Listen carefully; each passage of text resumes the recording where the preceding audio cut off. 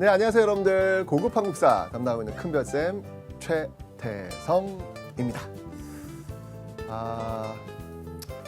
지금 사실 이 스튜디오 밖에서는요, 이 새로운 신규 선생님들을 지금 뽑고 있는 중입니다. 네, 오디션 지금 테스트하고 있는 중이거든요. 혹시 관심 있으신 분들은 지원해 주세요. 네, 제 뒤를 이어주세요. 제가 이렇게 보면서 참 옛날 생각납니다. 제가 12년 전에 제가 여기 딱 왔을 때 저도 똑같이 이렇게 오디션을 봤거든요. 근데 그때 제가 그 앞에 지금 요 멘트예요. 요 멘트. 요 앞에서 그 오프닝 멘트라고 하거든요. 이걸요. 그 오프닝 멘트 진짜 짧아요. 한 3분에서 5분짜리인데 이 오프닝 멘트를 정말 잘 준비하고 잘 연습해 왔는데 카메라 이 감독님이 이렇게 카메라를 저한테 딱 들이대시니까 야, 정말 앞이요. 아무 생각이 안 나는 거예요. 예, 그래서 한 30분 동안 좌절만 하면서 이거 민폐구나. 앞에 감독님들은 또 얼마나 힘드시겠어요. 막 표정들이 점점 굳어지시는 거예요. 빨리 끝나고 가셔야 되는데. 그래서 안 되겠다. 이건 민폐다. 나는 여기 안 맞는다. 라고 이제 생각을 하는 쯤에 감독님, PD님이 그때 그 체구가 크셨거든요. 쿵쾅 이 구조실에서 막 내려오셔가지고 딱 내려오시더니 저를 딱 껴넣으시더라고요. 네, 껴넣으시면서 최 선생님, 저는 선생님 믿습니다. 제가 오늘 선생님을 위해서 밤을 샐 거니까 염려하지 마세요. 자, 지금부터 밤 샐 거니까 계속 엔지되세요. 그러는 거예요. 우와, 정말 저 진짜 울려고 그랬거든요, 그때요. 근데 그때 그 PD님이 진짜 저를 살려주신 것 같아요. 네, 그래서 그 오프닝의 그 고비를 넘기고 12년 동안 지금 이곳에서 이렇게 강의를 하고 있는 겁니다. 여러분들, 저도 여러분들한테 그런 사람이 되고 싶어요. 조금 많이 힘들고 어려운 상황일 수 있잖아요, 지금요. 그죠? 제가 여러분들을 안아드리겠습니다. 저는 여러분을 믿습니다. 네, 여러분도 할 수 있습니다. 제가 될 때까지 끝까지 제 강의 열심히 찍으면서 기다리고 있겠습니다. 되셨죠? 네. 그 새로운 선생님들 보니까 갑자기 12년 전의 모습이 이렇게 막 새록새록해지면서 많은 생각이 드네요. 네. 자, 여러분들, 자 이제부터 고대의 문화. 전 너무 기다리는 시간이에요. 전 고대의 문화 강의할 때가 제일 좋아요. 너무 행복해요. 너무 좋아요. 왜? 재밌는 얘기가 너무 많으니까. 네, 기대하십시오, 여러분들. 어떤 재밌는 이야기가 쫙 나올지. 자, 첫 번째. 별로 재미없는데요. 별로 재미없는데요. 네, 불교에서 그 교종과 선종의 차이는 무엇이냐? 재미는 없지만 또 알고는 또 넘어가야 되니까 이런 거 볼 거고요. 해초가 걸어간 거리, 해초가면 또 뭐예요? 왕호천축국전. 그 얼마나 많은 거리를 걸어갔을까? 물론 이제 배를 타고 가기도 하고요. 하여튼 엄청난 거리거든요. 궁금하시죠? 알려드리겠습니다. 세 번째, 삼국시대에도 대학교가 있었을까? 이 당시도 그 입시 전쟁이라는 게 있었나요? 뭐 이런 생각이 들죠? 있었습니다. 네. 자, 이와 관련된 문화. 오늘은 불교, 유교, 그리고 또 이제 교육, 이와 같은 이야기들을 한번 나누어 보도록 하겠습니다. 자, 재밌는 이야기 많이 있으니까 기대하시면서 호기심을 가지시면서 자, 지금부터 출발합니다.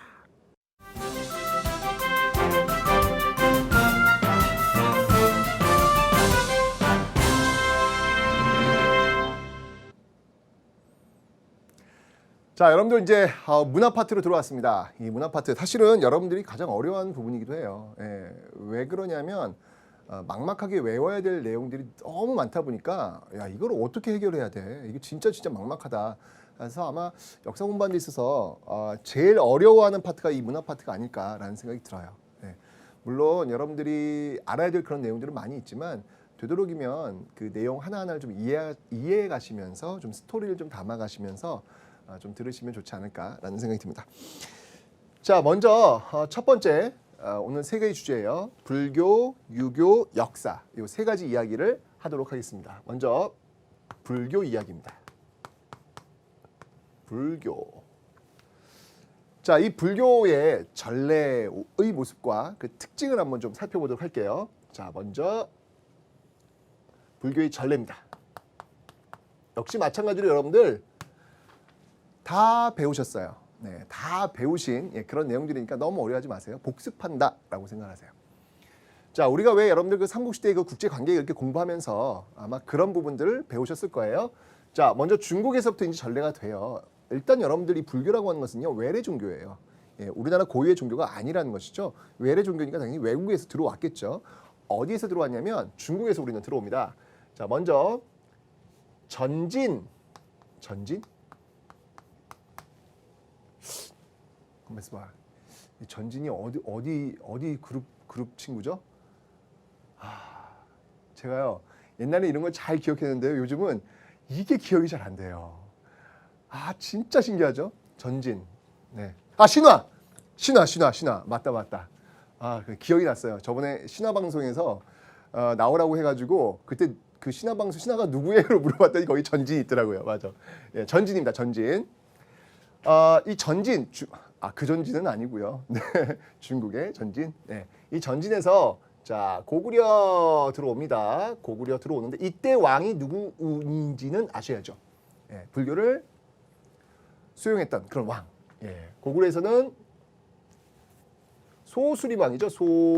소수림왕, 개혁왕이라고 제가 설명을 드렸습니다. 개혁 군주들은요 윤력이라든지 불교라든지 이런 것도 수용과 관련이 있다라고 설명드렸잖아요. 왜? 그게 바로 고대국가의 특징, 중앙집권 체제의 특징이니까. 자, 그렇게 이 고구려에 들어온 불교는요 또 어디로 흘러가냐면요 일본으로 또 갑니다.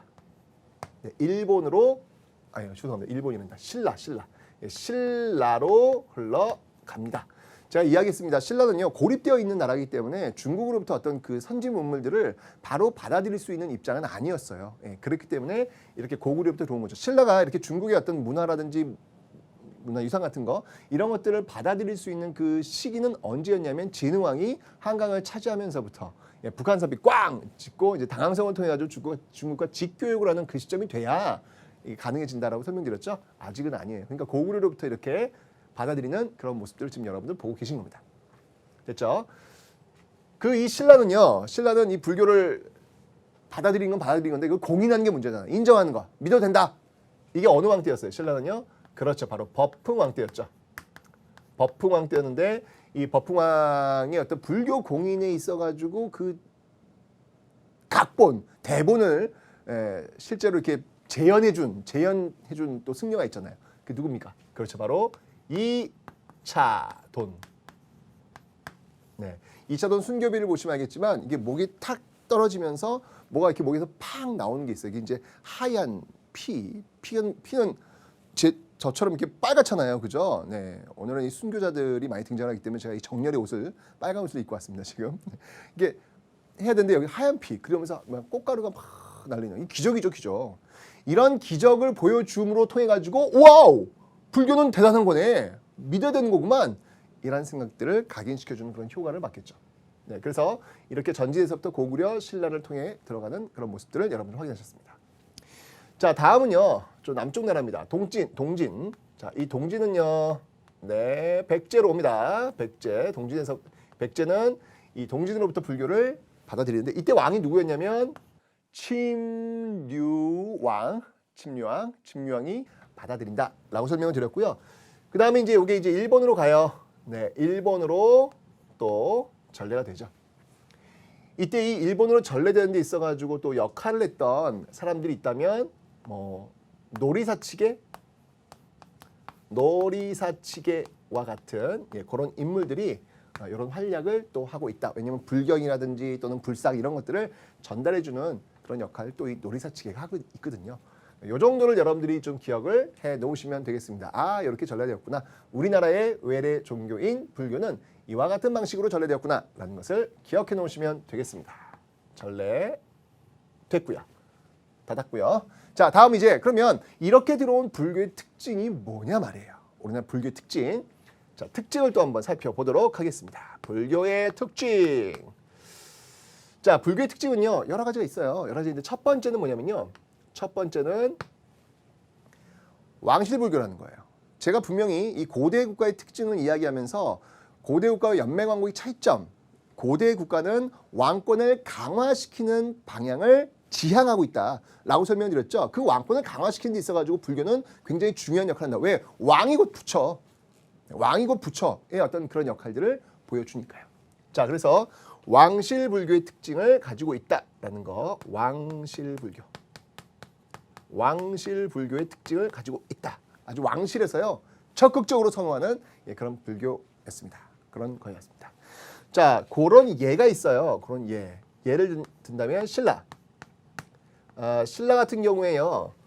왕의 이름 있잖아요. 왕의 이름. 왕의 이름이 법흥왕. 이 법흥왕부터 쭉 가서 진덕여왕. 진덕여왕까지. 예. 이 앞에 들어가는 이름들 있잖아요. 뭐 법흥왕, 진흥왕, 선덕여왕, 진덕여왕. 그 이름들이 제가 분명히 앞에 이 법흥왕 설명할 때 율령 설명하면서 아마 이야기를 드린 적이 있을 거예요. 이 이름들이 뭐냐면 이게 모두 다 무엇이다? 그렇죠. 바로 불교식 이름이라는 거예요. 불교식 이름. 불교식 이름을 사용하고 있더라라고 하는 거. 요 앞에 있는 요 글자들 있죠? 법흥, 진덕. 예. 불교에서 사용하는 그런 용어들로 이렇게 이름을 지고 있다. 그러니까 얼마나 불교의 정말 이 지극한 신자들, 그 왕들이 말이죠. 하물며 그 왕후를 이렇게 지었겠습니까? 그죠? 예, 그렇게 왕실 불교 왜 왕권을 강화시켜 줄 수 있기 때문에라고 설명을 드렸어요. 자, 두 번째는요. 그래서 초창기는 이 귀족들이요 썩 좋아하질 않아요. 수가 보이거든. 아, 이거 들어오면 왕권 강화될 거고 당연히 반대로 그러면 나의 힘은 약화될 거니까 여기 보이겠죠. 그래서 처음에는 반대한 이유가 바로 그런 데서 나오는 거예요. 신라 같은 경우가 이제 바로 그런 케이스죠. 예, 왕이 지금 법흥왕이 직접 불교를 공인하려고 그랬는데 귀족들이 계속 반대한 말이에요. 반대하면서 그런 어떤 대립 과정이 있었는데 그 대립 과정을 해소한 게 바로 2차돈의 순교가 된 것이죠. 그죠? 자, 그런데 시간이 흘러가면서 이 귀족들도 불교를 좋아해요. 아주 좋아해. 자, 어떤 관점에서 좋아하는지 보도록 할게요. 자, 먼저 이 당시에 이 유행했던 귀족들한테 유행했던 썰이 하나 있어요. 그 썰이 뭐냐면 바로 업설이라는 겁니다. 업설의 유행. 자, 업이 뭐예요, 여러분들? 내가 이렇게 참 잘 사는 이유는 뭘까? 아, 그건 제가 전생에 전생에 좋은 일을 많이 했기 때문에 지금 내가 이렇게 잘 사는 거예요. 너는 왜 이렇게 못 사냐? 아, 넌 전생에 죄를 많이 지었기 때문에 그런 거야. 그런 얘기는 요즘도 하잖아요. 그죠? 전생을 들먹이면서 이야기하는 것. 바로 이게 업설이에요, 업설. 근데 어쨌거나 지금 귀족들은요. 지배 세력이란 말이죠. 잘 먹고 잘 사는 선택받은 혜택받은 그런 세력이란 말이에요. 자, 그 현재의 위치를 합리화시켜주는 이론이 바로 업설이라는 겁니다. 내가 왜 이렇게 잘 살아? 아, 나는 전생에 좋은 일을 많이 했기 때문에 라는 식으로 합리화된다는 이야기죠. 자, 그렇기 때문에 이 업설 유행 이런 것들이 바로 이 귀족 불교에 영향을 미치고 있더라. 라는 것을 여러분 또 기억을 해 놓으시면 되겠습니다. 됐죠? 자, 세 번째는 이때 들어왔던 그 불교의 특징은 뭐냐면요. 이때는 제가 지금 어느 시대를 설명하냐면 신라 상대를 설명하는 거예요. 신라 상대를 설명합니다. 신라 상대 아시죠, 여러분들? 삼국사기에서 구분법인데 삼국시대의 신라 정도를 여러분 생각하시면 됩니다. 자, 세 번째는요. 바로 호국불교라는 거예요. 호국불교다라는 겁니다. 즉 불교라고 하는 것들이 나라를 지켜주는 어떤 그런 역할로서 자리매김하고 있다라는 그 특징을 가지고 있다는 거죠. 예를 한번 들어볼게요. 어떤 것들이 있는지. 먼저 신라입니다. 자, 신라 같은 경우에는요. 호국불교. 대표적인 어떤 호국불교의 어떤 그 특징을 보여주고 있는 게 있다면 바로 황룡사 구층 목탑. 네, 황룡사 구층 목탑이 근거가 됩니다. 무슨 말이냐면 황룡사가 9층으로 만든 이유가 있어요. 각각의 층마다 신라의 주변 민족들이 있죠. 신라를 위협하고 있는 뭐 백제라든지 고구려든지 이런 나라들이 다 그 층마다 붙는 거예요. 이 황룡사 구층 목탑을 세우면 바로 그 주변에 있는 나라들이 신라에게 복종할 것이다 라고 해서 세워진 게 이 황릉석 구축 목탑이거든요. 이 황릉석 구축 목탑은 선덕 여왕 때 세워진 그런 탑인데 그런 목적이라는 얘기죠. 이 탑을 세우면 주변에 있는 나라들이 신라에 복종할 것이다. 이 탑은 곧 여러분의 부처거든요. 즉 부처를 활용해 가지고 삼국의 통일까지도 바라볼 수 있는 이 철저하게 불교를 활용해 가지고 삼국의 통일을 상징적으로 보여주려는 그런 모습들이 지금 나타나고 있다는 얘기예요. 그래서 이걸 호국 불교의 특징이 있다라는 겁니다. 그 다음에 또 뭐가 있냐면 여러분들 세속오계가 있어요. 세속오계. 자, 이 세속오계를 잘 보시면요, 참 독특한 게 있습니다. 뭐가 있냐면 살, 생, 유, 택이 있어요. 살생하되 택함이 있어야 한다라는 얘기죠. 그러니까 뭔가를 죽일 때는 함부로 죽여서는 안 되고 알아서 잘 골라서 죽여야 한다. 그런 의미잖아요. 근데 실제로 불교에서는 말이죠, 여러분들 살생을 금지하고 있단 말이죠. 그런데 여기선 지금 살생을 어느 정도는 인정을 해주고 있는 거예요. 이건 뭐냐면 당시가 삼국시대 전쟁의 시기였습니다. 그죠? 그 전쟁의 시기에서 어쩔 수 없이 선택할 수밖에 없는 죽음, 살생 이런 것들을 바로 불교의 교리로서 불교로서 합리화시켜 주려는 그런 모습들. 철저하게 이것은 국익을 위해서 불교의 교리가 살짝 변형되고 있는 그런 모습들이죠. 이렇게 철저하게 호국 불교의 어떤 그 특징을 가지고 들어왔다라는 것. 이런 것들을 여러분들 꼭 기억을 좀 해 놓으셔야 되겠습니다. 자, 그 다음에 백제도 있죠. 백제. 네, 백제. 이 백제 같은 경우에도 뭐 미륵사. 네, 백제 미륵사. 이 미륵사는 제가 다시 한번 좀 설명을 드릴 거예요. 미륵사도 역시 마찬가지로 호국 불교와 관련이 있고요. 조금 더 뒤로 가보면요. 이거는 시대는 좀 안 맞지만 통일신라. 네, 이 통일신라 시대에 가면요. 예를 들면 그 문무왕릉 있죠. 수중릉. 예, 문무왕릉이라든지 또는 가문사 이런 것들은 전부 다 이 호국 불교와 관련이 있는 거예요. 문무왕릉 뭡니까 여러분들?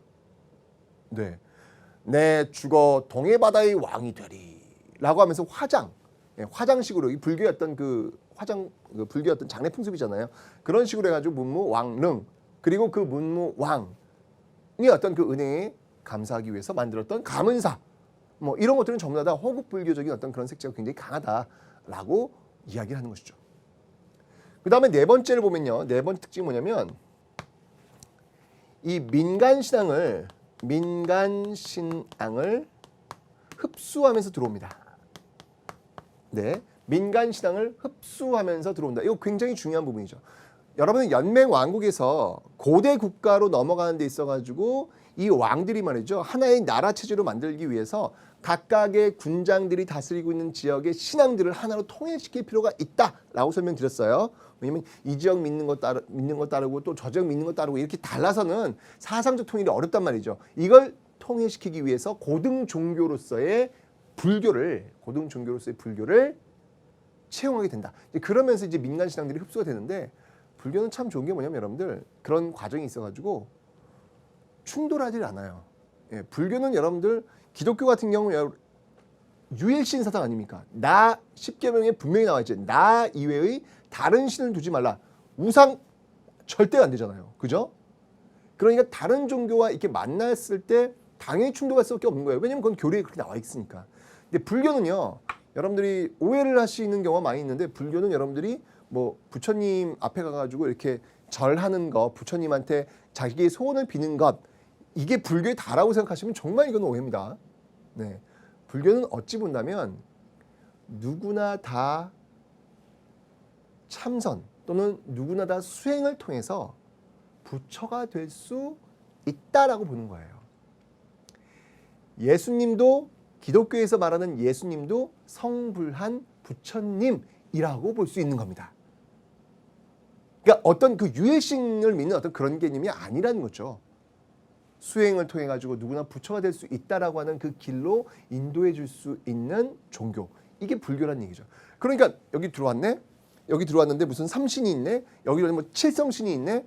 다들 부처가 되기 위해서 수행하고 있는 그런 신들이 되는 거예요. 얼마든지. 네. 그래서 왜 뭐 예배당에 앉아 있는 부처님 뭐 이런 표현을 쓰잖아요. 누구나 다 부처 불로 승화시킬 수 있는 그런 굉장히 탄력적인 어떤 그런 모습들이 있기 때문에 민간 신앙과 충돌할 이유가 전혀 없는 거죠. 그래서 지금 사찰에 가시면 여러분들 그 석가모니 부처님을 모셔놓고 있는 대웅전, 대웅전만 있는 게 아니라 그 뒤쪽으로 이렇게 올라가시면요, 뭐 칠성각, 뭐 산신각, 뭐 이런 어떤 불교에는 원래 없는 신들이에요. 그런 신들, 그러니까 우리나라에 원래 존재했던 그런 토속신앙들, 토속신들 있잖아요. 그 토속신들을 모셔놓는 전각들이 존재할 수 있는 이유입니다. 존재할 수 있는 이유. 이만 유해신이라면 다 없애버려야 될 거 아니에요. 그런데 그런 것들이 하나의 절, 하나의 사찰 안에 다 들어올 수 있는 배경은 바로 그런 불교의 특징 때문이다 라는 겁니다. 이러한 특징들을 가지고 불교는 우리나라에 들어와서 폭발적인 인기를 끌게 됩니다.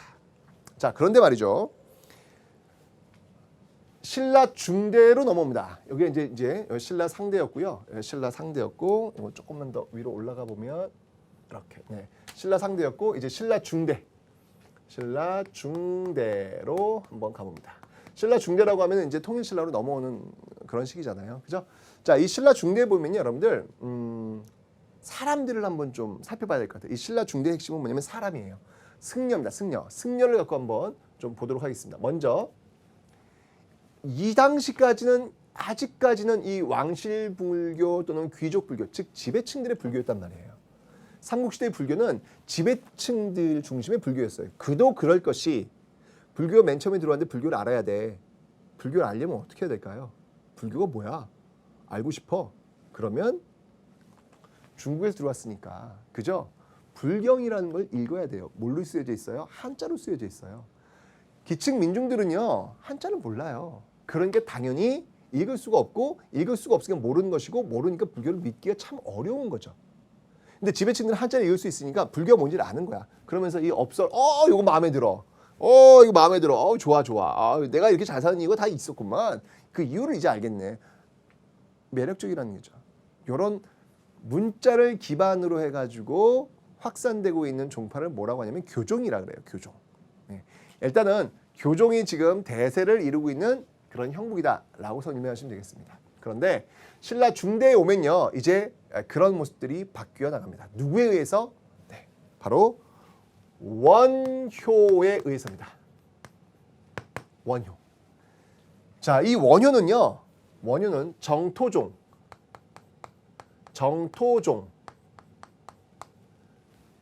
요거는 아미타 신앙입니다. 아미타 신앙을 기반으로 하고 있는데요. 이 아미타 신앙을 기반으로 해서 불교의 대중화라는 어마어마한 업적을 이룬 승려예요. 불교의 대중화를 이룬 어마어마한 승려다. 우리나라 이 불교사의 역사에 이 원효만큼 엄청난 업적을 이룬 사람이 과연 있을까 할 정도로 아주 중요한 인물이 바로 이 원효입니다. 자, 그러면 정토종은 뭐고 아미타는 뭐냔 말이에요. 불교에 대해서 전혀 모르는 사람들은 이게 뭔 말인지 하나도 몰라요. 그죠? 그러니까 이제 여러분 오해부터 먼저 벗어나야 되는 거예요. 부처님은 한 사람이 아니에요. 네, 여러 부처가 있습니다. 부처, 불 같은 말이에요. 무슨 불, 이거는 부처를 이야기하는 거예요. 여러 부처가 있어요. 대표적인 그 부처를 든다면 우리 역사에서 만났던 부처가 있어요. 우리 역사에서 만났던 부처. 그 만났던 부처가 누구냐면 바로 인도에서 태어난 석가모니 있죠. 석가모니. 그 석가모니예요. 그 석가모니를 우린 그래서 현세불이라 그래요. 현재 우리가 만났던 부처란 얘기예요. 그러면 미래불도 있나요? 네, 미래불도 있어요. 이 미래불은요, 나중에 도탄에 빠진 우리 이 기층 민중들을 구원해주기 위해서 오는 부처예요. 그 부처를 우리는 뭐라고 하냐면 미륵불이라 그래요. 미륵불. 그러니까 기능이 다 다른 거예요. 기능이 다른. 미래 구원을 위해서 오는 부처는 미륵불이에요. 그러면 천국을 다스리는 그 천국이라고 하는 개념이 불가에서는 서방 정토 세계라 그래요. 서방 정토. 이제 알겠죠? 그 천국을 다스리는 실질적인 부처가 있어요. 그 부처가 누구냐면 그 부처가 바로 아미타불이에요. 아미타불. 그 다음에 또 누가 있냐면 부처 같은 의미라 그랬죠. 근데 부처가 되기 전에 그 전 단계가 있어요. 그 전 단계가 뭐냐면 보살이에요. 보살. 관세음 보살. 부처가 되기 전 단계의 이 보살들은요, 다 서원이라는 약속을 해요. 어떤 약속을 관세음 보살은 했냐면, 나는 이 땅의 모든 사람들의 소원을 다 들어주고 나서 그 다음에 성불을 하겠다, 부처가 되겠다, 이런 약속을 합니다. 기능이 다 있단 말이에요. 기능이. 약사불이 있어요. 약사불. 약사열애라고 합니다. 불, 부처, 열애 같은 말이에요. 약사열애. 약사열애는 뭐냐면 말 그대로 약병을 들고 있어요. 네, 고통에 빠진, 병 때문에 힘들어하는 사람들을 다 고쳐주겠다라고 하는 약속을 하는 사람들이란 말이에요. 다 달라요. 이 기능들이. 기능 달라요. 또 지장보살도 있어요. 지장보살은 뭐냐면 지장보살은 사람이 죽고 나면 이제 심판을 받아요. 그래서 지옥에 떨어질 수 있단 말이에요. 지옥에 떨어졌을 때 고통받고 있는 막 불기둥에서 막 들끓는 그 기름에서 막 살려주세요 라고 하는 사람들을 구원해 주겠다는 또 약속을 한 사람이 바로 지장보살이에요. 그리고 나서 부처가 되겠다는 거죠. 그 지장보살을 모시고 있는 곳이 어디냐면 절에 가시면 명부전이라는 곳이 있어요. 명부전. 네. 자, 여러분들 시험 합격하고 싶어요? 그럼 어딜 가야 돼요? 네, 명부전 가셔가지고 거기는 지옥 관련된 일을 하시는 곳이거든요. 그 업무가 틀려. 업무가 거기서 저 한국사 능력검정 시험 만점 받게 해주세요. 저기 수능 만점 받게 해주세요. 이러면 지장보살님이 참 당황해하세요. 내 소관이 아니거든. 어딜 가야 돼요? 그럴 때는요. 그렇죠. 현재 우리 소원을 다 들어준다는 누구예요? 관세음보살. 관음전. 그걸 관음전이라고 하거든요. 그 관음전에 가셔서 관세음보살한테 저 만점 받게 해주세요 라고 이야기를 해야 되죠. 그러니까 기능이 다 다른 거예요. 기능이. 아까 얘기했지만 불교는 유일신이 아닙니다. 여러분들. 예. 자, 그래서 정토종 아미타 신앙으로 불교 대중화는 왜 이런지 제가 설명을 드리려고 이걸 말씀을 드린 거예요. 뭐냐면 이때 원효가 얘기했어요. 어려운 글자 몰라도 돼. 왜냐면 이 당시 상대만 해도 불교를 알려면 글자를 봐야 뭘 안다 이렇게 얘기를 하고 있잖아요. 그죠? 그들만의 종교, 그들만이 극락세계에 갈 수 있는 그들만의 특권 종교가 바로 불교이단 말이에요. 그런데 원효는 no. 누구나 다 아미타불을 외치면 왜 그런 거 있잖아요. 나무 아미타불 관세음보살 아주 익히 잘 듣는 그런 거 있잖아요. 그거 나무 아미타불만 외치면 모두 다 상대는 지배층들만 극락세계에 간다고 했는데 이제는 나무 아미타불 외치면 다 간다는 거예요. 대박! 얼마나 좋아. 간단하잖아요. 글자를 몰라도 됩니다. 그냥 나무 아미타불 하면서 내가 깨끗한 일만 하면 되는 거예요. 정토종이 바로 그거예요. 이러니까 계층 민중들이 불교에 뿅 너무너무 좋아하는 거죠. 이러면서 바로 그 불교의 대중화를 이뤄냈던 승려가 바로 이 원효다라는 것이죠. 엄청난 거죠. 그죠? 근데 원효는요, 이렇게 실천가이면서도요, 이론가예요. 굉장히 공부를 많이 한 그런 사람입니다. 원효는 말이죠, 원융회통사상.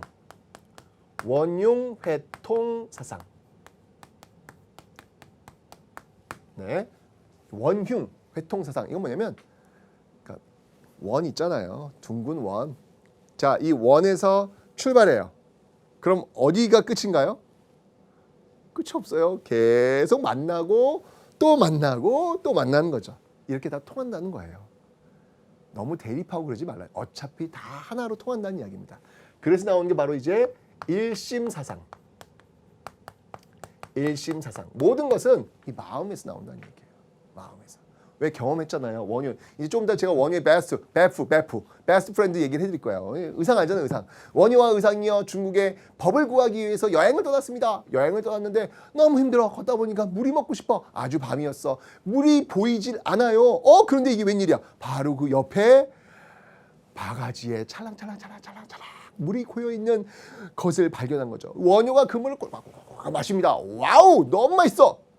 그리고 나서 푹 잤죠. 아침에 눈을 뜨자 내가 그렇게 맛있게 먹었던 그 물이 뭐였습니까?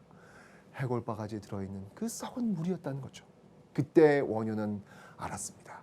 같은 물을 마셨는데도 어제 내가 그 물을 마실 때는 너무나도 깨끗하고 맑은 물이었고 내가 지금 이 물을 보았을 때는 썩은 물. 아하, 이 세상의 진리라고 하는 것은 바로 나의 마음속에서 나오는 것이구나 라는 하나의 마음, 일심사상 이런 것들이 나오는 거죠. 저서로는요 10개의 문답으로 형태로 화쟁론,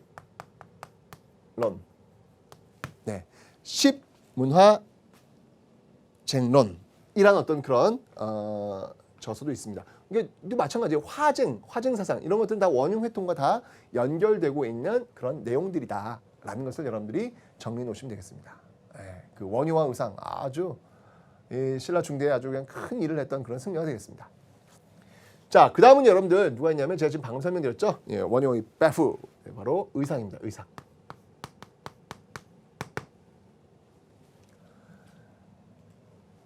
자, 이 의상은요 조금 원효랑은 좀 달랐어요. 원효는 어떻게 보면 파격적인 사람이에요.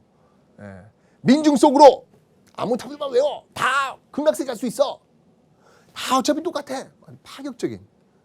이게 눈높이에 맞춰가지고 부처님의 말씀을 전달하려고 했던 사람이에요. 그래서 민중 속에 들어가서요. 거기서 막 춤도 추고 노래도 부르고 막 아주 기층 민중이 바라봤을 때 뭐 불교가 이 상대만 해도 막 너무 이렇게 하늘에 있는 막 그런 느낌이었거든요. 이제 그런 것들이 아니라 아주 친근하게 다가오는 그런 불교로서 기층 민중들에게 이야기했던 거죠. 불교에 대해서. 근데 의상은 좀 달라요. 의상은 아주 고아한 지식으로 굉장히 그 뛰어난 집안이니까 고아한 지식으로 아주 그 자기 색깔을 쭉 다 이렇게 만들어가는 어떤 그런 모습들을 보이고 있는데, 자 여기는요 화엄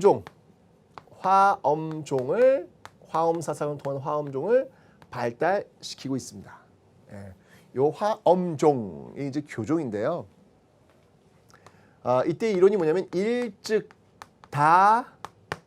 다즉일, 일즉 다즉일 이런 이야기를 합니다. 일즉 다즉일이 뭐냐? 하나가 곧 여럿이요, 여럿이 곧 하나다라고 이야기하는 거. 요 이론은 여러분들 어디에 활용이 되냐면 요 이론은 왕권 강화에 도움이 돼요. 왕권 강화. 특히 왕즉불, 왕이 곧 부처다 라고 하는 어떤 그런 이론들 있잖아요. 그런 왕권을 강화시킬 수 있는 그런 이론들의 연결시도 왕이 곧 전체 너희들이요, 너희들이 곧 나다. 그러니까 나의 명령을 잘 따라라. 이런 논리로 갈 수 있다는 이야기죠. 화엄종은요. 그죠? 자, 그리고요, 이 의상은요, 또 관세음 사상을 또 발달시켜요. 네. 이 관세음 사상을 발달시키게 되는데, 이게 참 재밌는 게 뭐냐면, 여러분들, 보세요. 관세음 사상을 발달시키는데, 이 기층 민중들은 참 현명한 것 같아요. 부처에서 여러분들, 불교에서 이렇게, 아까도 말씀드렸지만, 일반적으로 이렇게 이야기하는 게 있잖아요. 나무아미타불 관세음보살. 가만히 들어보니까 지금 두 명의 그 부처를 부르고 있는 거예요. 하나는 아미타불, 또 하나는 관세음보살. 이렇게 외치고 있잖아요. 근데 기가 막힌 게 여러 부처가 있어요. 여러 부처가 있는데도 이 두 부처와 보살이 최고로 인기가 많아요. 가만히 생각해 보니까 그럴 것 같아. 왜? 내가 지금 현재 내가 지금 살아가는 데 있어가지고 내 소원을 이루고 싶어? 요거 해결해 줄 수 있는 사람? 관세음보살. 내가 죽었어. 이제 극락세계 가야 되겠지? 요거 해결해 줄 수 있는 부처? 아미타불. 끝! 더 이상 뭐가 필요해? 그죠? 이 나무 아미타불과 관세음보살로 그냥 다 해결되는 거야. 그러니까 나무 아미타불 관세음보살을 외치는 거죠. 그죠? 아주 현명합니다. 아주 효율적이에요. 네. 자, 그래서 이 의상도요, 이 관세음 사상을 굉장히 발전시키는 그런 모습들 보이고 있고요. 의상하면 딱 떠오르는 건물 하나 있죠. 그 건물이 무엇이냐? 그것이 바로 부석사죠. 네, 부석사. 우리나라 최고의 절집. 바로 무량수전이 있는 부석사. 선생님, 무량수전? 부석사 무량수전 그거는 고려시대 건물인데요. 네, 맞습니다. 부석사 무량수전은요, 이 신라시대 건물이 아니라 고려시대 건물이죠. 그럼 전 틀린 거 아니에요? 네, 나무로 만들었어요. 네, 그래서 잘 불타요. 네, 불타서 고려시대 다시 만드셨겠죠. 네, 그렇게 접근하면 되는 거예요. 그러니까 부석사는 바로 이 의상과 관련이 있다라는 것을 기억을 좀 해놓으시면 되겠습니다. 자, 그 다음에 또 어떤 승려가 있냐면요, 해초라는 승려가 있어요. 해초. 네, 해초라는 승려가 있습니다. 이 해초는요, 유명하죠. 바로 왕오천축국전. 가르왕자 같다는 얘기예요. 어디를? 오천축국에 가서 써놓은 글들. 네, 왕오천축국전. 네, 이라는 일종의 여러분들 기행문이죠. 일종의 여러분들 기행문인데 이 지리지 역할을 해줘요. 네, 지리지 역할을 해줍니다. 사실 이 왕오천축국전에 있는 내용들은요, 아주 자세하게 그 지역의 어떤 그 좀 디테일한 부분들을 이렇게 파고 들어가지는 못했어요. 그런 문헌사적인 어떤 그 가치로 본다면 저기 대당서역기라든지 이런 것보다 살짝 좀 떨어진 면이 있지만 이게 왜 중요하냐면 여러분들 당시 8세기, 이게 지금 8세기인데 이 8세기에 당시 중앙아시아 이쪽의 기록이요, 지금까지 발견된 게 없어요. 전무후무. 그런데 유일하게 이 8세기의 그 지역의 생활상을 보여주고 있는 책이 바로 이 왕오천축국전이라는 거죠. 그런 면에서 의미가 있고 가치가 있다는 이야기입니다. 네, 어디 있을까요 지금요? 네, 우리나라 국립박물관에 있으면 좋은데 그렇지 않고요. 파리에 있습니다. 파리. 네, 참 이 파리 가면 참 우리나라와 관련된 것들이 정말 많죠. 직지심취 요절도 그렇고요. 그래서 파리에 지금 가 있다라는 거 그냥 상식으로 알고 계시면 되겠습니다. 이 해초가요, 여러분들 이게 지금 4년간 이거 돌아다녀요. 배를 타고 또 걷고 하는데요. 무려 이 해초가 돌아다닌 거리가 4만 킬로 정도가 됩니다. 엄청난 거죠. 엄청난 거죠. 거기를 돌아다니면서 부처님의 말씀을 구하기 위해서 다니고 있는 이 해초의 모습 한 번쯤은 여러분들이 떠올려 보시기 바랍니다. 그렇죠? 자, 이렇게 신라 중대는요, 이렇게 유명한 승려들을 중심으로 해가지고 여러분들 바라보시면 돼요. 자, 그리고 신라 하대가 되겠습니다. 신라 하대. 자, 이 신라 하대가 되면요, 이제까지는 기본적으로 어떤 교종 중심의 어떤 불교였다는 얘기예요. 물론 이제 원효가 글자 보지 않고도 나무 아미타불 이런 거 아미타불 통해서 외치면 부처가 될 수 있다 이렇게 얘기했지만 어쨌건 전반적으로 교종 중심의 어떤 모습이었는데 이 하대가 되면요, 여러분들 하대가 되면 선종이 유행을 합니다. 네, 선종이 유행하는 그런 모습을 보이고 있더라라는 것이죠. 선종? 그럼 선종이 과연 뭐냐? 앞에서 이야기했던 교종은요, 여러분들 말 그대로 글자를 통해서 부처님의 말씀을 배워가면서 깨닫는 거예요. 그러니까 당연히 글자를 알아야 되겠죠. 글자가 중요해요. 근데 선종은 뭐냐면요, 아니에요. 이 선종은 참선을 중시합니다. 참선. 네, 참선을 중시하기 때문에 참선을 통해서 글자를 통한 게 아니라 이 참선을 통해서 나의 마음을 깨끗이 만들어 나가는 어떤 이 행동을 통해 가지고 부처가 될 수 있다라고 이야기하는 게 바로 선종을 얘기하는 겁니다. 이 선종은 여러분들 언제 들어온 거냐면요, 사실은 이때는 유행을 한 것이고요. 선종이 들어온 시점은 언제냐면 신라 즉 중대 즉 통일 전후에서 이 선종이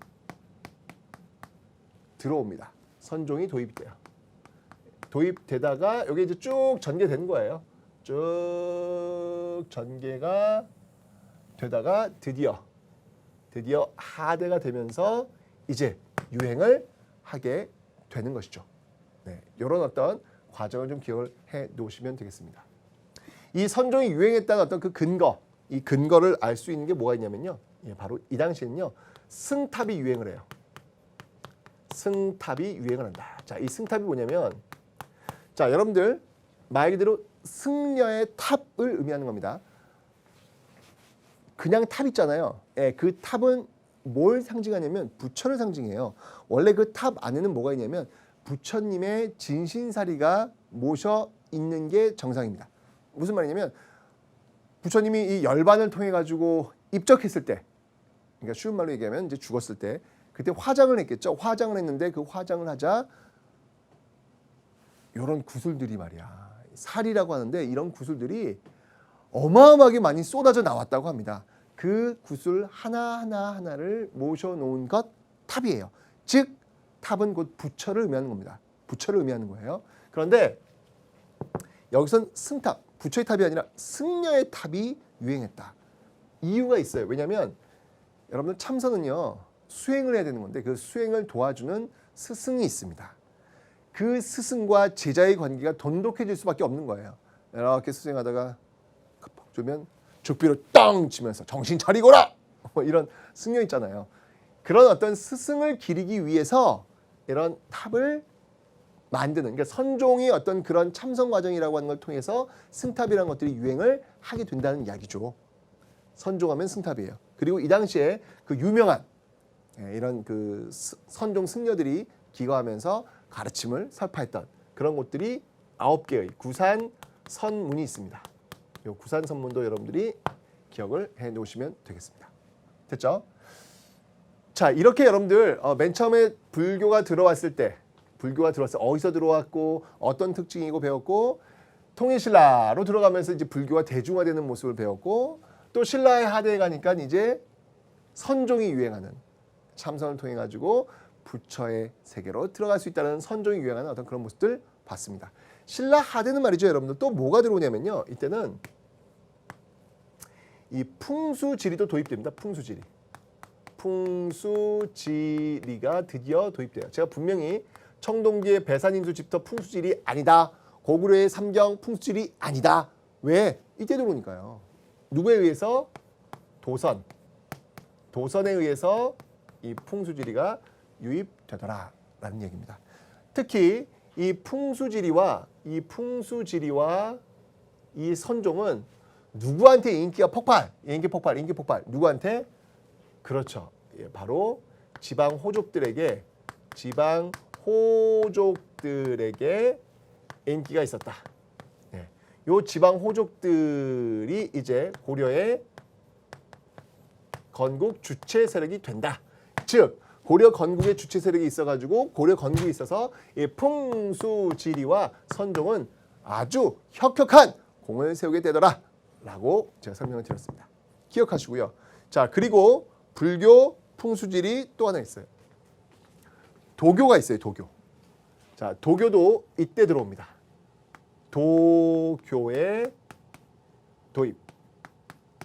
자, 이 도교는요, 여러분들 어떤 것들과 연결이 되냐면 도교는 신선사상. 내 죽어. 아니 죽지도 않아. 불로장생이야. 불로장생하는 신선이야, 신선. 그 다음에 무위자연. 인위적인 걸 거부하는 거예요. 인위적인 거 그냥 물 흘러가듯이 맡기는 거야.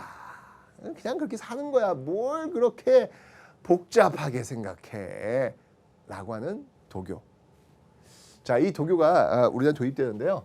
자, 이 도교 도입의 어떤 근거를 한번 좀 살펴보도록 하겠습니다. 먼저 고구려입니다. 고구려는요, 특히 이 도교의 도입에 앞장섰던 인물이 있어요.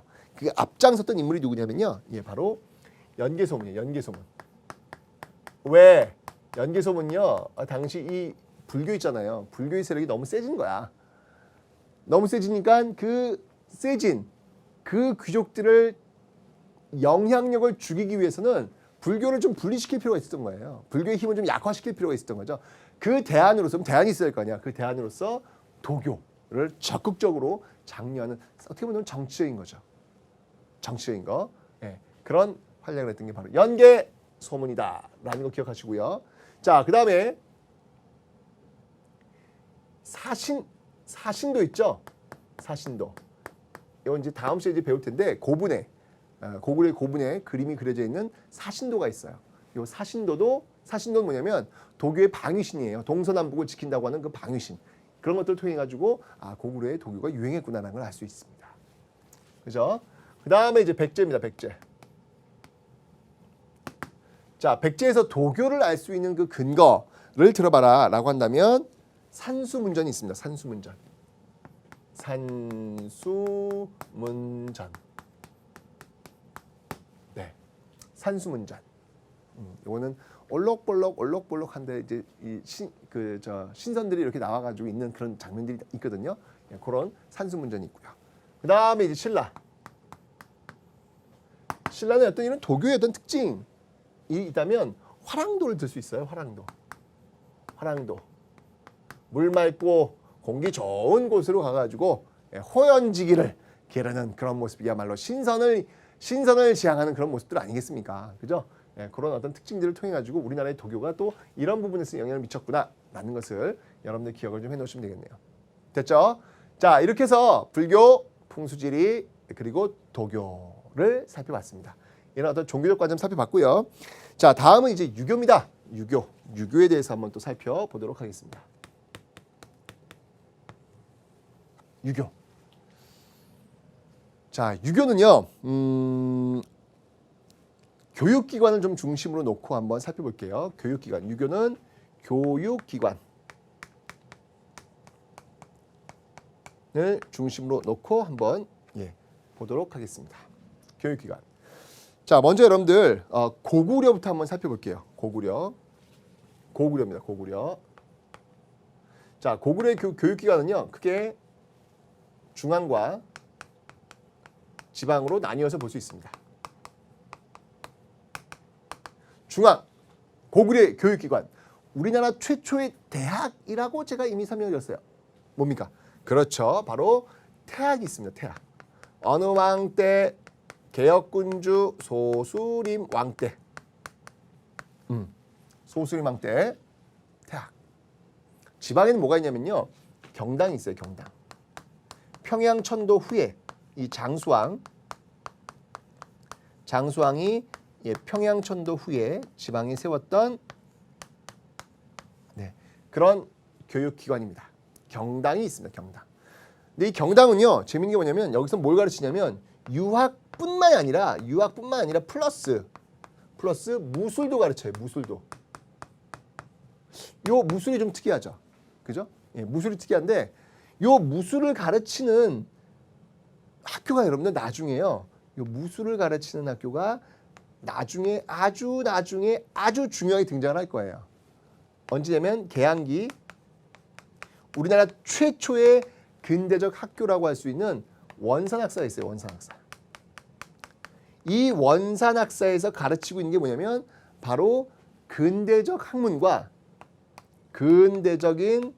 학문과 플러스 무술을 가르치고 있더라. 여기서도 지금 우리는 무술을 만나볼 수 있습니다. 그래서 어떤 이런 그 고구려의 경당과 또 개항기의 원산학사가 또 상당한 성격, 유사한 성격을 갖고 있으니까 연결을 하나 해 놓으시면 좋겠다. 시험에도 가끔 나오고 있습니다. 기억하세요. 그 다음에 백제. 백제는요, 뭐 특별한 교육기관 이름이 남아있는 건 없어요. 분명히 있었을 거예요. 근데 남아있는 기록이 없어요.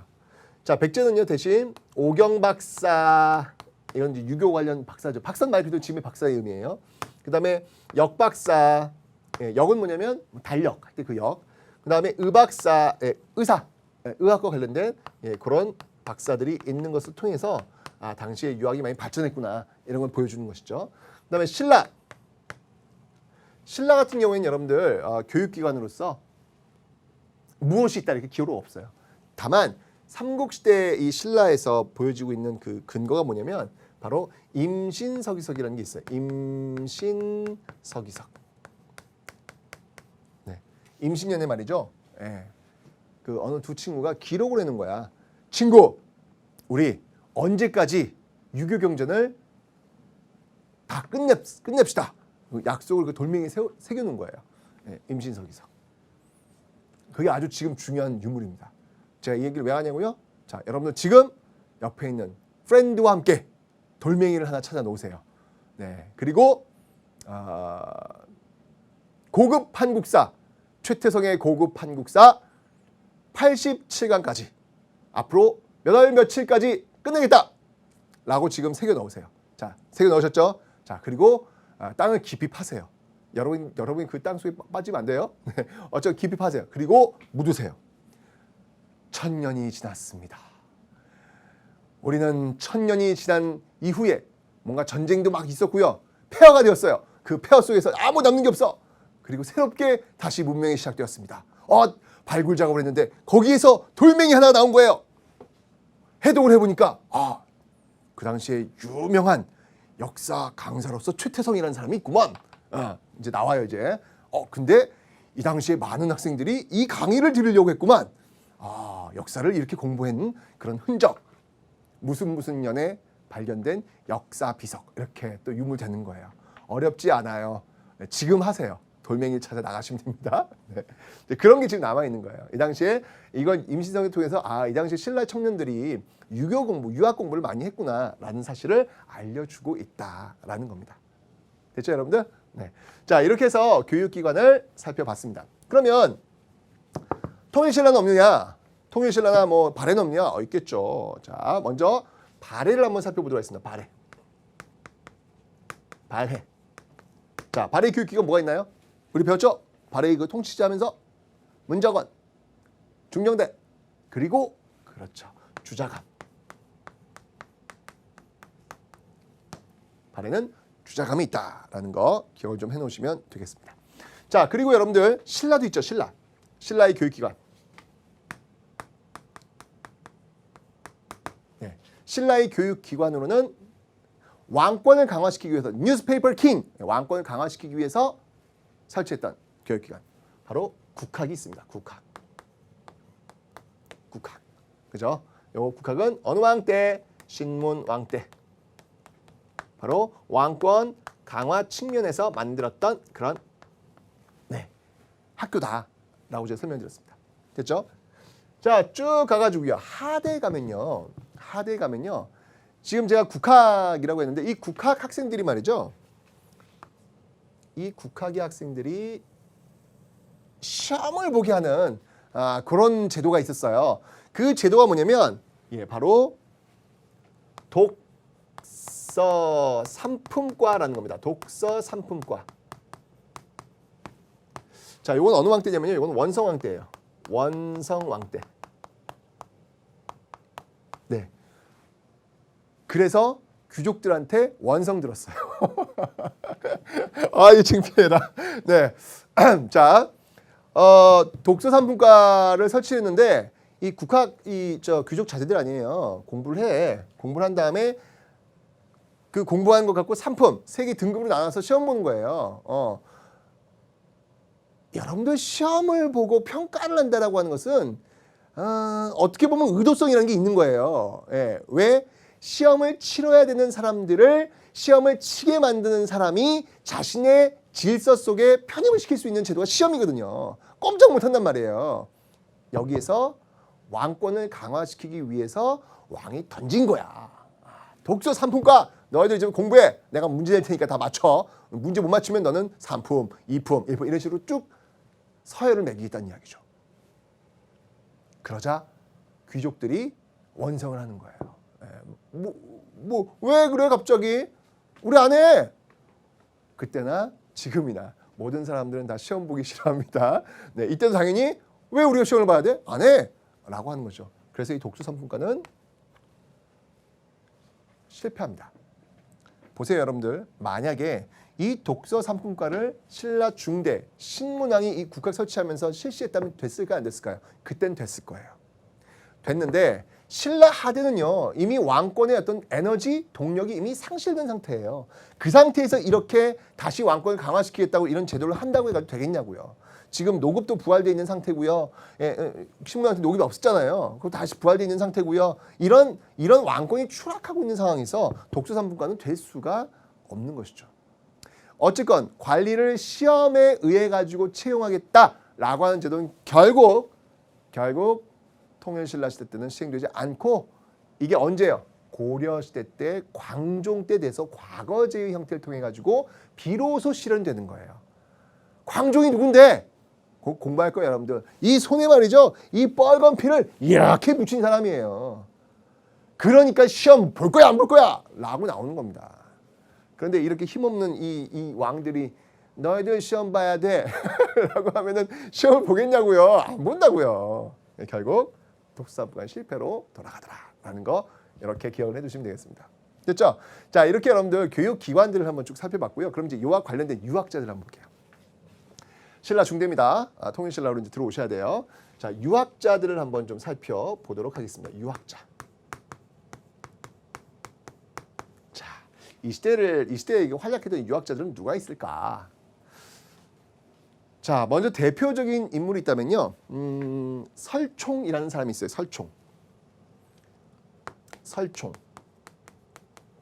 설총의 아빠가 누구? 여기 계시네요. 여기. 이분이시네요. 이분. 승려. 어떻게 이게 가능? 제가 얘기했잖아요. 원효는요. 파격적이에요. 예. 그러면서 승려 활동을 했던 인물입니다. 네, 설총입니다. 설씨. 네, 설씨. 육두품이에요. 네, 저와 함께 설씨, 배씨, 최씨 이런 사람들 다 육두품 집안들이에요. 아무리 능력이 뛰어나도 절대 아창까지밖에 못 올라요. 한 많은 집안이죠. 어쨌든 이 설총. 제가 여러분들 신문왕, 뉴스페이퍼 킹 할 때 왜 육두품 많이 등용한다 그랬잖아요. 그때 이제 설총 이런 육두품들이 많이 등용이 되고 있는 모습이 보이고 있는 겁니다. 자, 이 설총은요. 이두를 정리했죠. 이두. 네. 우리 이 말글하고 글자하고 다르잖아요. 이제 그런 좀 일치시키려고 노력을 했던 어떤 그런 문자입니다. 이두를 정리했고요. 예, 그다음에 화왕계, 예, 꽃의 왕, 예, 이런 걸 써가지고 신문왕에게 바치죠. 내용은 이거예요. 너 똑바로 왕노릇해. 이제 이런 겁니다. 똑바로 어디 한눈 파지 말고 항상 군주로서의 모습을 잘 갖춰야 돼. 이런 것들을 알려주는 거죠. 공부 안 했으니까요. 예. 설총 같은 인물이 있고요. 예, 그다음에 강수가 있어요. 강수. 자, 이 강수는요. 이 외교 문서를 아주 잘 씁니다. 외교 문서를 아주 작성을 잘했던 문장 끝내준대요. 아주 화려하게 썼던 예, 그런 인물들. 보시면 알겠지만 이 공통점이 있어요. 예, 이들은 모두 육두품 출신이다. 예, 육두품 집안 출신이다. 라고 하는 거 기억을 좀 해놓으시면 되겠습니다. 근데 이런 육두품들만 활약했느냐? 그건 아니에요, 여러분들.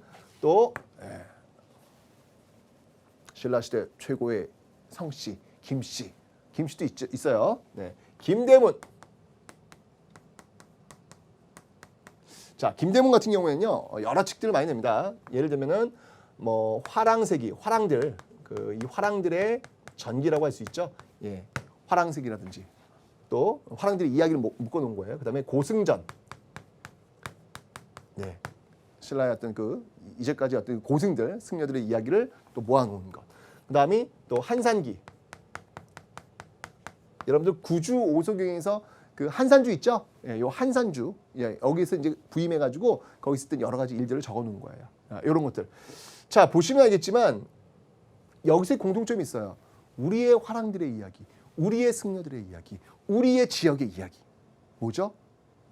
자주적이고 주체적인 이런 내용들을 지금 담고 있다. 여기서 어떤 특징은 뭐냐면 자주적이고 주체적인 네, 그런 내용들을 담고 있더라라고 하는 것을 여러분들이 기억을 좀 해 놓으시라는 거죠. 이유가 있어요. 왜냐하면 이 당시 어떤 이 귀족들의 입장에 봤을 때 사실 불교 들어오고 있죠. 그리고 신문왕이 지금 압박하고 있죠. 썩 기분이 안 좋은 상태야 지금. 예. 뭔가 우리가 이제까지 신라의 어떤 전통 같은 것들을 쭉 유지하고 있는 상황인데 뭔가 자꾸 들어왔단 말이야. 별로 느낌이 안 좋아. 그런 것들을 바로 이런 식으로 풀어내는 모습들도 가능하다는 이야기예요. 그래서 김대문은 이런 글들을 남겼다는 거 기억을 해 놓으시면 되겠습니다. 자, 다음에 또 이 신라 하대 유학자 이분을 빼놓을 수 없죠. 우리 역사가 낳은 천재적인 인물 바로 우리 할아버지. 이거 참 민망합니다. 네, 최치원입니다. 최치원. 네, 최치원. 네. 네, 이건 시험에 나오건 안 나오건 무조건 중요하니까 무조건 파란색입니다, 여러분들. 농담이고요. 이거 또 진짜 의미나. 원래 중요한 사람이에요. 중요한 사람. 나중에 이제 제가 조선의기 하면 이분이 나의 할아버지 맞을까라는 그 의문점도 한번 던질 거예요. 네. 웃자고 하는 소리를 이렇게 죽자고 달려주시면 어떡합니까, 여러분들? 네. 자, 최치원. 자, 최치원도 저서를 굉장히 많이 남겨요. 어떤 것들이 있냐면 개원팔경. 이건 이제 시문집이에요. 시 있잖아요. 그런 시들을 모아놓은 그런 책. 그다음이 토황소 경문이라는 게 있어요. 토황소 경문. 굉장히 글을 잘 써가지고 이 최치원 같은 경우에는 뭐 일단 육두품인 건 제가 밝혀드릴게요. 네. 육두품 이고요. 그다음에 이 당나라의 그 빈공과 유학생들 있잖아요. 그 유학생들을 상대로 보는 과거 시험이 있어요. 거기에 합격했던 진짜 똑똑한 사람이에요. 그때 이제 당나라에서 그 황소의 난 네, 이런 것을 일었을 때 토벌하는 거죠. 황소를 토벌하는 그 경문을 아주 대단한 썼던 그런 인물이기도 합니다. 자, 그다음에 여러분들 이 최치원은요, 이 신라하대 때 이게 신라하대 이게 막 무너지고 있단 말이야. 이거 바라볼 때 우리 할아버지 얼마나 속상했어. 아, 경주 김씨들 왜 이래? 그러면 안 되지. 내가 방법 하나 알려줄게라고 해가지고 경주 김씨들한테 시무책을 올려요. 예, 시무책. 너희들이 살아남는 방법을 알려주겠다. 시무책. 그런데 이 경주 김씨들이 이걸 받아들이질 않네. 그래서 시무책이 받아들여지지 않습니다. 그래서 우리 할아버지 화났어. 화나가지고 어디 갔어요? 산속에 들어가셔가지고 무엇이 됐다? 신선이 됐어요. 네, 글은 그렇게 남아있는데 신선이 되셨겠어요? 너무 속상해가지고 산속에 들어가셔가지고 그냥 칩거 생활하시면서 돌아가신 것 같아요. 네, 바로 이러한 어떤 그 역사적인 기록이 있는 인물이 바로 이 최치원이다라는 거 기억했어요. 자, 분명히 최치원 육두품이죠. 홀대받고 있죠.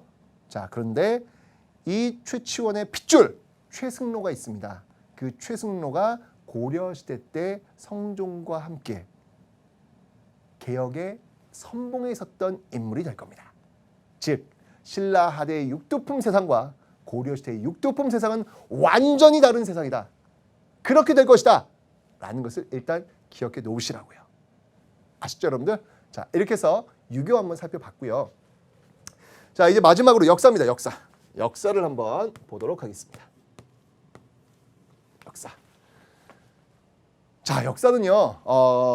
고구려, 백제, 신라 이렇게 나누어서 한번 좀 살펴보도록 하겠습니다. 먼저 고구려입니다. 이 고구려에서는요. 유기라는 저서가 있어요. 유기라는 저서가 있는데 요 유기를 다시 이제 편찬해 가지고요. 만든 책이 어떤 책이냐면 신집이라는 책이 있어요. 신집. 요 신집을 발행한 왕이 누구냐면 영량왕이에요. 영량왕 때 이문진이라는 사람을 통해 가지고 요 신집이라는 역사책을 만들었는데 요 유기가 만들어진 요 시점이 언제냐? 이건 썰이 많이 있는데 소수림왕 또는 광개토 태왕 요 시기로 추측하고 있습니다. 요 이야기는 제가 왜 해드리냐면 나중에 공통점을 찾으려고 하는 거예요. 일단 고구려는 이렇게 봤고요. 자, 그 다음에 백제를 한번 볼게요. 백제. 자, 백제는요. 서기라는 역사서가 있어요. 서기. 자, 요 서기는요. 언제 만들어진 거냐면 근초고왕이에요.